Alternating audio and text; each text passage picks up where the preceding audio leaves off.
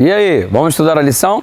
É claro que a Babilônia era uma cidade extraordinária, fortificada, alimentada pelo rio Eufrates, com uma arquitetura simplesmente invejável para a época. Uma das 7 maravilhas do mundo antigo, os jardins suspensos da Babilônia, de fato chamava a atenção da cidade.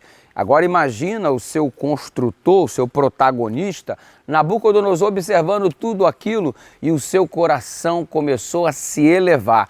E diante da revelação divina de que a Babilônia passaria, ele, observando a cidade, pergunta: não é esta a grande Babilônia? Se é tão grande assim, como pode ser abatida? E de repente ele começa a se sentir invencível, de repente ele não enxerga nenhuma vulnerabilidade nele e nem na cidade que ele construiu. Resultado, a ruína começa a fazer parte da realidade do Nabucodonosor. Inicialmente, Deus revela a situação através de um sonho. E ele teve um sonho de uma grande árvore e na sequência do capítulo 5 do livro de Daniel, observa-se que esta árvore ela é cortada e permanece apenas a raiz.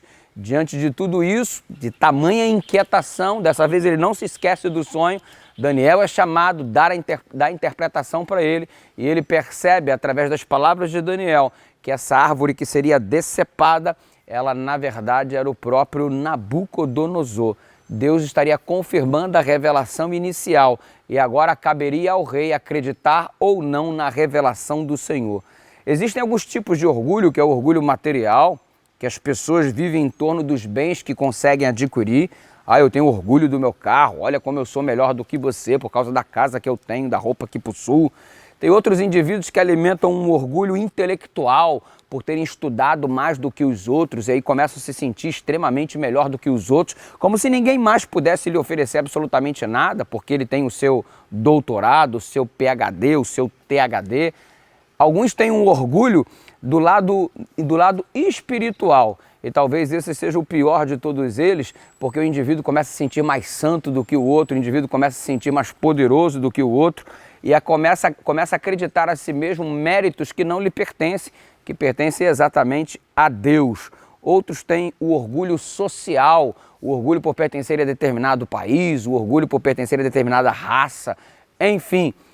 Em qualquer tipo de orgulho, a raiz é sempre a mesma: o egoísmo, o pecado, o distanciamento de Deus e o crédito exacerbado a si mesmo e nada em direção ao Altíssimo.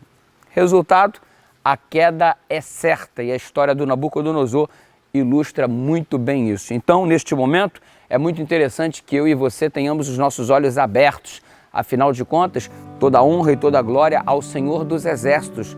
Tudo o que temos, tudo o que somos, todos os dons que possuímos, tudo foi dado por Ele e tudo deve ser direcionado para Ele. Sempre assim, não perca o foco, porque no dia que perdermos o foco, sairemos da direção.